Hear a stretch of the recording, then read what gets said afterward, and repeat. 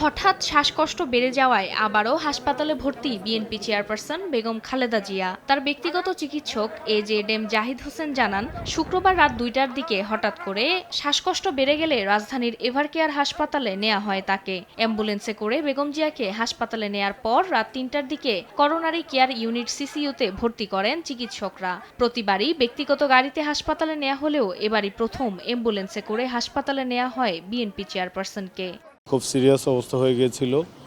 ইমার্জেন্সিতে আপনার অ্যাম্বুলেন্স ডেকে বাসা থেকে ওনাকে এখানে এনেই ভর্তি করা হয়েছে। ৭৮ বছর বয়সী বেগম জিয়া আর্থ্রাইটিস, হৃদরোগ, ফুসফুস, লিভার, কিডনি, ডায়াবেটিস সহ বিভিন্ন জটিলতায় ভুগছেন। এর আগে গত ২ মে বেগম জিয়াকে রাজধানীর এভারকেয়ার হাসপাতালে ভর্তি করা হয়। সে সময় চিকিৎসকরা তাকে সিসিইউতে রেখে ২ দিন চিকিৎসা দিয়েছিলেন। নগদের কাছে সব গ্রাহকই প্রিয়, তাই তো সারা দেশে ক্যাশ আউট চার্জ সবচেয়ে কম। লিভার সিরোসিসে আক্রান্ত বিএনপি চেয়ারপারসনের রক্তনালীতে অস্ত্রোপচার করা হয় গত বছরের ২৭ অক্টোবর। যুক্তরাষ্ট্র থেকে ৩ জন বিশেষজ্ঞ চিকিৎসক এনে বেগম খালেদা জিয়ার রক্তনালীতে অস্ত্রোপচার করা হয়েছিল। ফারজানা আক্তার, সময় সংবাদ, ঢাকা।